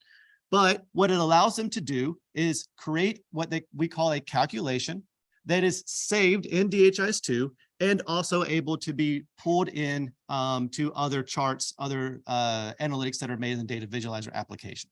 So you still have your key population or key impact indicators, and those are run by sysadmins. But you can, as a user now, make your own calculations that you can use in multiple charts, maps. Well, not maps, but multiple charts as well. It can be applied to any chart type, so not just pivot tables, but bar, column, pie, whatever you want. And of course, it will show up on your dashboard once you put it in. Okay. I'm very happy to announce that all of the analytics apps, or nearly all of the analytics apps, are on the App Hub. So just as the others have mentioned, we'll be able to make continuous improvements and releases to these apps. So some bug fixes, some small new functionality. Of course, if there's something that requires a back-end change, then we'll have to wait to the next release. But if it's a front-end issue, we can hopefully continuously release that and make it available to you. We have also, in the line listing app, added legends. So you're able to now apply a legend to your line list. So it looks something like this. And one fun fact about this ticket is, or this functionality is, this was actually the oldest ticket that, or oldest functionality request that we had still in DHIS2. It was made back in 2016 by Lars. If you're familiar with our ticketing system, it was DHIS-75. And for context, we are now at DHIS 15,000 something. So the moral of the story is, don't give up. We will. Don't be discouraged. Of course, we had to build a whole new application to add this functionality to it, but we did eventually get there. So keep hanging in. Okay, you're also able to add the scheduled date to the line list app. So what does this mean? This means that you can look at persons who were scheduled for appointments last week but didn't show up. You can look at persons who are scheduled for appointments next week or next month, and you can show those in the line listing app. And I'm also very happy to announce that the line listing is available now on dashboards in version 38, 39, and 40. Pause for applause. Yeah. I know a lot of folks were getting a little impatient. I appreciate your patience. And I'm happy to say that now you can have all of your line lists on your dashboards. An additional functionality is the ability to add a legend and an icon to the single value chart types. So you can see an example here. And you know, just like all the other products, we're constantly going through a process of improving the user experience, making the data come more alive, make it more available, more easily interpretable. And so we understand that adding these icons and then just changing the entire background color hopefully makes it pretty obvious in terms of performance and exactly what the indicator is measuring. The icon, of course, is selected through the icon library in the maintenance app, configuring the data element or the indicator. We have to talk a little bit about performance. We are continuously making performance improvements and investigating performance issues. And I want to sincerely thank all of those who come to us with performance issues. Although we are doing much more rigorous testing, you all are using DHIS2 in many different ways that we can never test for, in different contexts, scenarios, scales, whatever. And there will be performance issues that you might run into that there's just no way for us to necessarily know about, giving our test environments or our testing team. And over the last year, you've been communicating these to us, or at least quite a few of you have been, and we've been trying to make continuous improvements to the analytics performance. So I'm also happy to say that analytics queries are about 25 to 40% faster over 2.35, and we're able to now generate our analytics tables about 40% faster. But continue to please communicate to us, and number one rule is don't suffer in silence. If you run into analytics problems, do reach out. And I think that is it from me. So now,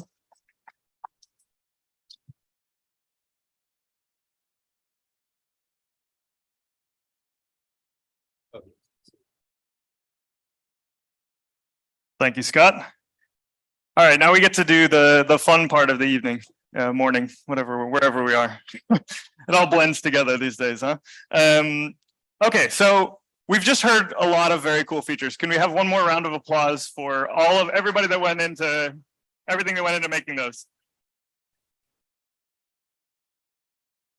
I think that was also record time for how quickly we got through all of those features that were released in the last year. I think we skipped quite a few as well. So definitely look at the release notes and the webinars, which go into a bit more detail about what we have introduced in each of the releases. So this next section is going to be a little bit interesting because we're actually going to have a little bit of role play. We have a few, make sure I'm here. We have a few actors in this little scenario for you. Brian, my colleague from the implementation support team at UIO, is going to be playing an outreach nurse. We have Vittoria, who's going to be playing a district health officer, and I will be the omniscient narrator / DHIS2 system administrator. I will do my best to stay in character, but I might contextualize things a little bit for you as well. So what we're going to do now is we're going to just weave together a few of the features that you saw here in introduced in DHIS2 version 39 and version 40. And we're going to show you how those work together in a pseudo-realistic situation or scenario. So in order to do that, I got to switch the screen here. I believe I'm doing this correctly. Yes. It's a little bit blurry perhaps, but you should be able to see my screen here now. So as your omniscient system administrator, I am going to be doing a little bit of configuration to get us set up. I'm not actually going to be configuring the system, but I'll do some apps to install some applications to get the latest versions of the software. And then we'll go to our correspondent in the field, who is the outreach nurse, Brian, and that'll be in just a couple minutes. But to start us off, I'm going to go ahead and install a couple applications that have been continuously released in DHIS2. So to do that, I'm going to go to the app management application. As we saw earlier, this is where you can see a lot of different apps and the new versions that are available. So as soon as they're published or released, it shows up on my screen. Okay, there we go. As soon as a version of an application is released, it'll show up here in the app management application. You can update your applications independently. We'll get back to core apps here in a minute to do some updates there. But first, I'm going to start with what Scott just introduced, which is this line listing application. So you'll see I actually already have this installed, but you can see the list here, all of the versions that have been released of the line listing application. And you can go ahead and install it into your system to get that functionality. And as Scott mentioned, this is available from 238, 239, and 240. So this same version of the application with all the latest features, maybe some that are turned on and off based on the version of the server you're talking to, are available there. So I've already installed this one. I would click a button here to do that. I'm actually going to demo that. So I just uninstalled it. Now you can see that I don't have a version installed here. And I'm going to click the install button to install the latest version. It takes just a couple seconds. And there we go. We have the line listing application installed into our DHIS2 instance. There's one more application that I'd like to install here as well. I actually already have this one installed as well, but you can see that this is the APK distribution application. So I'll do that one in just a moment. And the last thing is a very cool feature that Scott just mentioned, which is putting line lists onto the dashboard app. In order to have this functionality, we need to have the latest version of the dashboard app. So here in the core apps section of the app management app, you can see the versions of or the applications that are built into DHIS2 that have updates available. So there's obviously a dashboard application already in this DHIS2 version 40 instance, but I can actually go here and we'll see that this one just was released on continuous release last week, June 6th. With this version. So this is after the 40.0.0 release, and there is a new version available that I can go ahead and install. So if I click install here, I'll get the latest version of the dashboard application, which allows me to include line lists on my dashboard. And with that, I think we're all set up. I did want to show here also quickly, we're not going to use this for the demo, but I could also update the version of the Android capture application. So you'll see that I already have a version installed here in my system. That is version 100.32.8. The version numbers are continually increasing, and each application has different version numbers. So usually you just want to go to the latest one, but you can go ahead and install that latest one if you wanted to. You can keep it on a slightly older version if you wanted to keep some of if something changed that you didn't like in the interface for some reason. you can stay on an older version as well. So I wanted to show that in the Capture app, which is also on continuous release and has been for quite some time. Okay, so with that, I think I'm going to switch over to my colleague Brian, who's actually not in the call here today. So I'm going to see if I can get him on the phone. See if we can call him in here. Let's see. Go ahead and give him a ring. Brian, are you there? Oh. Hi, can you hear me now? It's Brian. Outreach nerd, and I'm going to install my DHIS2 application. This is actually not my first time putting it on, but I've just going to log in here really quickly. And while I'm logging in, just going to be waiting for the authentication to happen. And yes, I actually do want to help improve this app. This is something that everyone should be doing. And you can send some notifications about it, syncing configuration. And while I'm doing that, just thinking about what I have to do today, some other things. This is a big part of being an outreach nurse, is just waiting. But as I sync my configuration, I can also plan out my route for the day and where I'm going to be going. So this will be, first, my configuration is ready, but I also see that I have a software update that's available to download right now. So I'm going to download the software update, and I will say, yes, please allow from this source. And then I will go back. In the background of the application, it will be, yes, I will, problem parsing this one, that's fine. So I'm just going to open up the child program here. And then I'm going to see who I have to find today. So I'm going to open up my filter here. And I'm going to go to my visits today. And I'm going to see here that I have Joelle and Martin that I need to go visit. So when I go back to my list here, I can see that there's also a maps icon at the bottom. So I'm going to just quickly check out this map.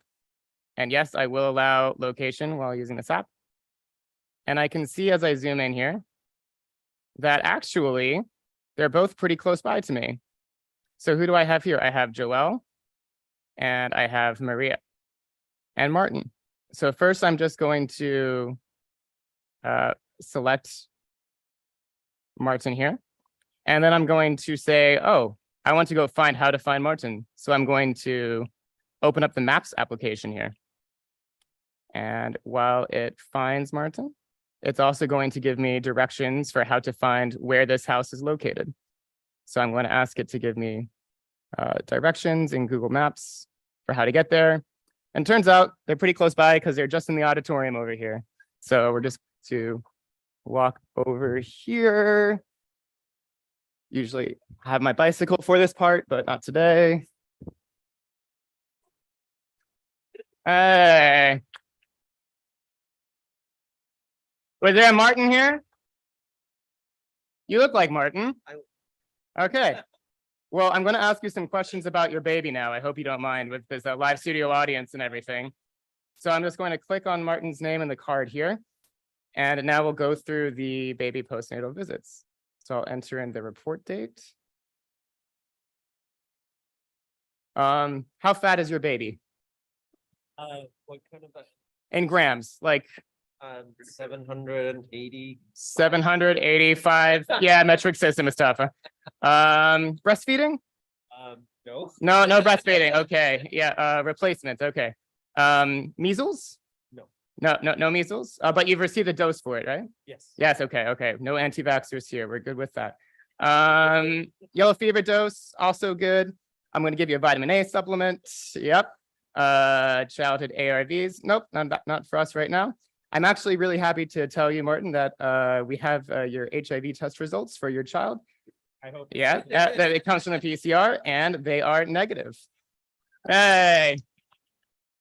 Yeah. So I'm just going to ask you to add your signature right there, if you could. Yeah. Beautiful. Right. You're an artist. So we're just going to save that up there. And now just save the event. And that's the last visit I had today. So thank you, Martin / Vlad. Okay. Now, that's not the last thing that I had to do today. That was my last outreach visit, because now I'm going to plan my subsequent day and the next work that I have to do. So I'm going to swap over to the Capture app. Can you see the screen here? Might take a while. Yep.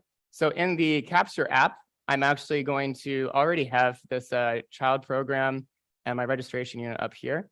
And you can see the list of all of the different registered patients here in the child program that I have to follow up and see. But I have a custom working list here for just children who are low birth weight in a supplemental feeding program. So that could not be loaded right now. So I will also, maybe it's because, there we are. It's always clear cache or not logged in. So I'm just going to go back to the Capture app. Oops.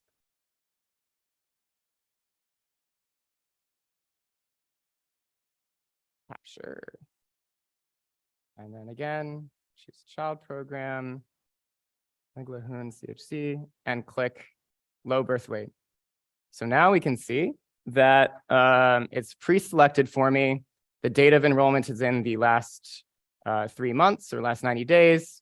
The program stage was at birth, and the weight was less than 2,500, and it had mixer replacement feeding in the child health program. So now I can see that these are individual children that I should be following up with tomorrow. But it's not the last job that I have to do. My work is not complete until it's all documented. So a part of my job as well is that I have to find my facility tally sheet for mortality and statistics. So I'm just going to enter into the data entry app here. Fortunately, these are all the children under 5. And say month that it occurred. So I have one case, acute flaccid paralysis, no rabies, no cholera, some malaria, measles, meningitis, no plague, thankfully, and some no rabies, typhus, et cetera, et cetera. So once I enter in all of these here, yellow fever 1, once I enter this, then I can run validation and see what the alerts are, that there's a high number of yellow fever and meningitis cases here. But then I will also mark it complete, and that's my day for today. So hopefully someone will give me good feedback on the data that I have collected, and we can improve our health programs from here.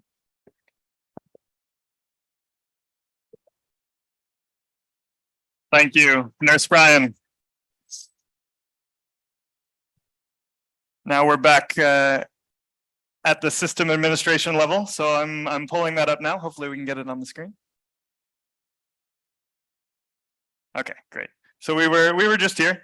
I forgot to demonstrate the actual uploading of the application to install the version. So I am omniscient, but I don't. I do get impatient and skip some things sometimes. So I will demonstrate just here quickly that you have a version of the Android Capture application that you can upload in this APK distribution app. And so this will allow you to specify the versions of the Android application that the users in your system will get notified about, which is a very useful feature, I think. We saw the update notification that Brian got when he was out in the field. So the last thing I'm going to demonstrate here as well is the data exchange application. So we just saw some data come in through a tracker program, which is individual level data. But sometimes you want to aggregate that and put it into the aggregate data model, either within this DHIS2 instance itself. So moving it from a program indicator or a program data in the program to a number in the aggregate data model. Or potentially to send it to an external system. Maybe you have a tracker system and you want to aggregate your tracker data and send it to the HMIS. This is something that can now be done using the data exchange service and the data exchange application. So I actually have already configured one of these exchanges, and here I can see what data will be sent or will be aggregated. So this is taking tracker data and it's sending it to an aggregate data element. I have the number of OPV3 doses given in each of the chiefdoms in Sierra Leone in this case. So you can actually go through and review all of this data manually. You can also schedule this so that I could schedule this so that it would run nightly, for example, or run after maybe once a month. I want to send my tracker data to HMIS or to another repository somewhere. And once I've reviewed this and made sure that it's okay, I'm going to click submit. So it asks me to confirm what data I'm submitting. Again, in this case, we're doing an internal data exchange. So we're actually aggregating the tracker data within this DHIS2 system and putting it into the data elements in the aggregate model within the same system. So I'm going to go ahead and do that, and it's going to submit. And it will show that in this case, this data was already created, but I've updated all of those data values for the aggregation of the individual level data over the last 12 months. And that's now in the aggregate data model. And I can use all of my visualization tools. I can correlate that with other data in my HMIS without needing to query the individual level data directly using a program indicator, for example. Now we're going to go back to someone who's doing a little bit of analytics on this system. So with that, I would like to introduce our district health officer, Vito, to come up on to her office and demonstrate a little bit how to use the data that we've collected in the field and how to use that at the district or the national level. Vito.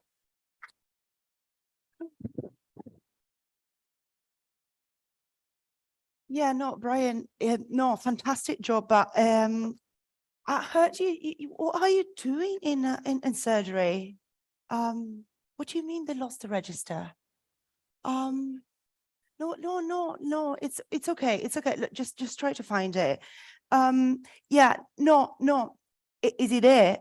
No, don't pass it. No, Brian. No, don't pass him. Brian. No. Brian, you're fine. Yay! Hi, no, it's fantastic to hear from you. No, lovely. Yeah, no, every day I check. Yes, they enter weekly. Yes, I check every day to check that they don't enter more often, actually. Yes, beautiful. Yeah, no, we're doing great, actually. Yeah, I'll keep you updated. Thank you, cheers. I have not entered or checked data in months, probably. Sure. Okay. So thankfully, I actually follow a little bit what my admin tells me. But let's check a little bit. Yeah, that's actually, let's follow what admin says. Okay. So I have here my data that I had done a while ago. It's not found. That's fantastic. Oh, there you go. Okay, so I had to check some immunization data because that's supposed to be my job normally. Forgot my glasses, but it's okay.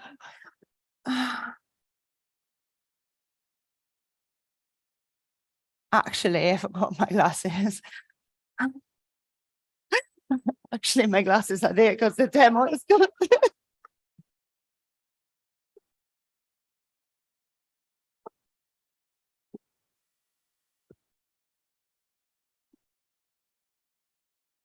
Okay, so I have my OPV because we're doing great apparently. So I have some deaths here, and I've heard that they were doing already some calculations, so I might add it there. But unfortunately, they told me that I don't have anything on coverage. So just very quickly. Oh, the pressure. How do you do it? I think I have to have OPV data. So that one. I know, but wait.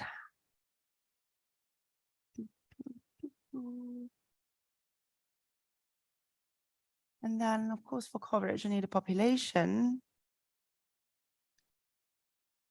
under 5. There you go. There you go. That's a good one.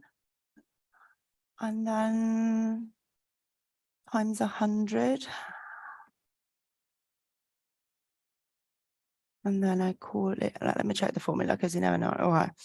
And then OPV3 coverage. Okay. Then I save it. And then I update it as well. So yeah, I should have everything there. So how do we even have high coverage that we have children? We need to find out. But doing great, not doing amazing. Yeah. Okay, just let me quickly check what's going on here. So let me remove that. And I think we should go down there.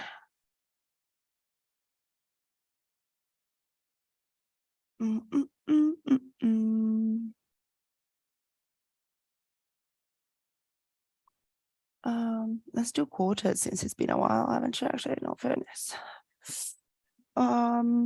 Okay. And let me check if I can do something like that, because I've heard that I can actually change it. Yeah, no, it doesn't work like that, no. There you go. And I heard that I can actually change and do it properly. All right. We're not doing amazing, but we can get there. Better than last year though, nonetheless. Okay, we might have a problem here. Okay, just let me save it a little second.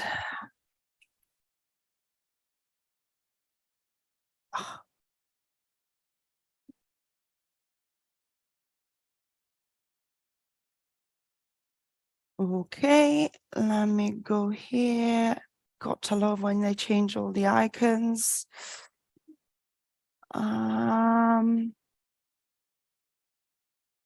Okay, so we're doing great here. Okay, so actually something that I have to thank admin again, remind me later, the line list, because I knew there was something was dodgy here. Oh, there you go. And then the OPV3 coverage. Oh, do you want me?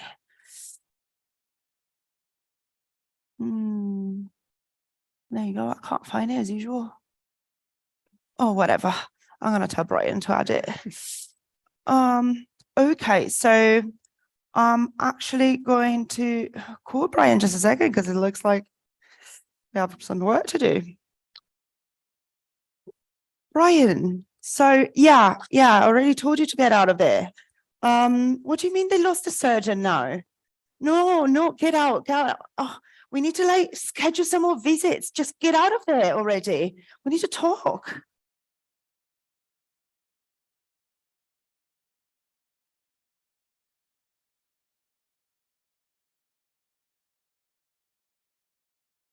Thank you very much to Vito and Brian, our two actors today. Big round of applause. We had a volunteer from the audience as well, who was a very proud father. And I want to say thank you also to Marta Vila and Grant, who did a great job putting all of this together. It was a little bit last minute, but we're excited to try something a little bit different to weave the different features together. So thank you to Marta and Grant.